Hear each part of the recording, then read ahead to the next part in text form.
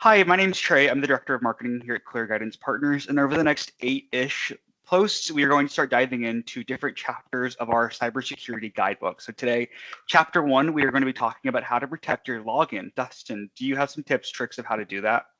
Yeah, absolutely. So this is going to be fun that we decided to go, real deep on what can you do that doesn't involve buying stuff from Clear Guidance Partners.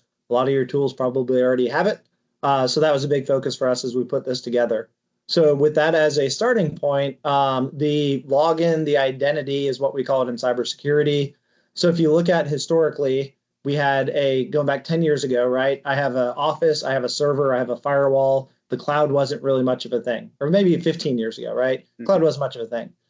So the logins were kind of protected, but for the most part, you had like a perimeter, right? Think of it as like a castle. You had to get in through the front door to be able to do anything. The problem now is look at all the different cloud systems, right? You have your QuickBooks Online, you have this CRM or practice management system, you have this document management system. There's a bunch of stuff that's all accessible from the internet. So it moved from the perimeter being super important in cybersecurity to now it's the login is probably the most important thing. So what can we do to protect our logins? The other thing that made this really a lot harder to defend is what's your login usually, Trey? The same password. Well, besides Well, it's that, no, yeah, yeah, yeah. It's my your name. email address.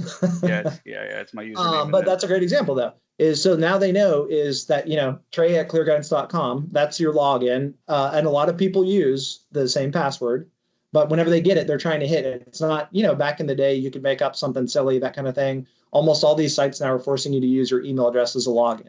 So if you think of it, again, going back 15 years ago, you not only had to guess the password, you had to figure out the username also. They know the username. Your email address is out there. So that makes it a little bit easier for the attackers. So what can we do to actually defend against this? First one, it's ridiculous in 2024 that we still have to say this, but turn on multi-factor. Microsoft did a report a couple years ago. So on 365, it was like 99.8% of successful attacks would have been stopped if they had multi-factor set up properly. Turn it on. I know it's annoying, but it's free. You have it on pretty much all your stuff. It is super effective. The other one, if you can, use an application like an app-based multi-factor, not text message. The more prolific you are, if you're a business owner, if you are a CFO, that kind of thing, you might get spearphished, is what they call it, where they're not just going after everybody, but they're going after Trey specifically. And there have been a bunch of high profile, it's in the news, you can go look it up, attacks where they steal your cell phone number. So now they can get those text codes. It's a lot harder to do if it's an app. So if you can use an app, do it. But at least text-based or even the phone call-based multi-factor is still a huge step up from nothing at all.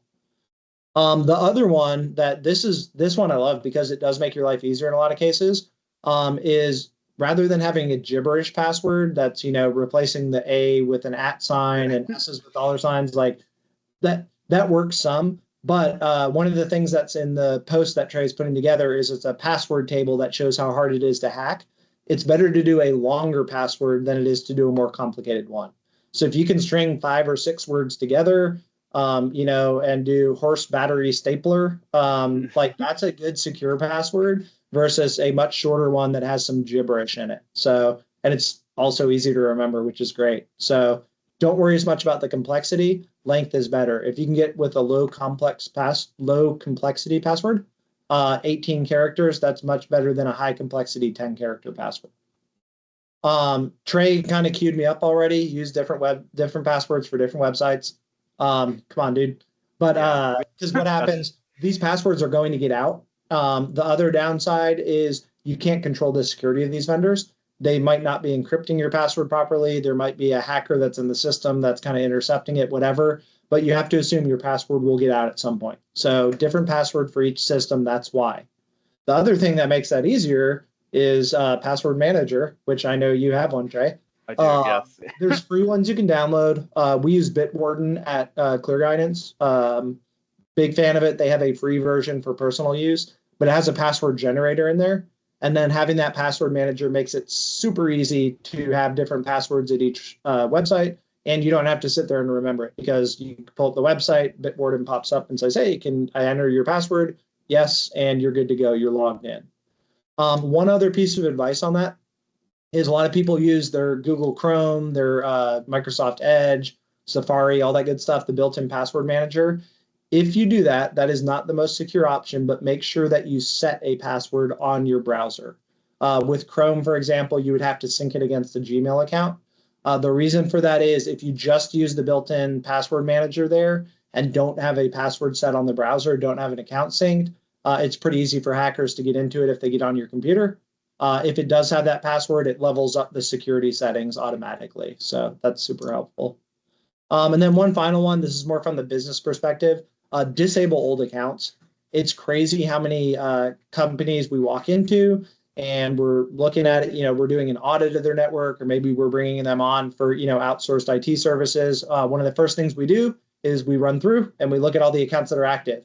I go, oh, here's Eden's account. And they go, oh, yeah, she hasn't worked here in a year. Why is it still active? Well, we might need something from it. You can re-enable it. There's systems in place that let you get into their email, things like that. But those old accounts, you're not thinking of password reset, stuff like that. Those are a huge source of breaches as well. So disable as much stuff as you can. Have it on a quarterly basis is what we push for. That we pull a user list. Here's all the active accounts. We send it to HR. Stuff happens, right? Oh yeah, that person left a month ago. We forgot to tell IT. Or we did leave this person's account on for a good reason, but we don't need it anymore. Cleaning up, disabling those old accounts, that closes a lot of, we call it, your attack surface, your exposure. The less stuff there is where the hackers can even try to get in, the better off you're going to be. So keep reviewing, keep disabling those accounts that you don't need anymore.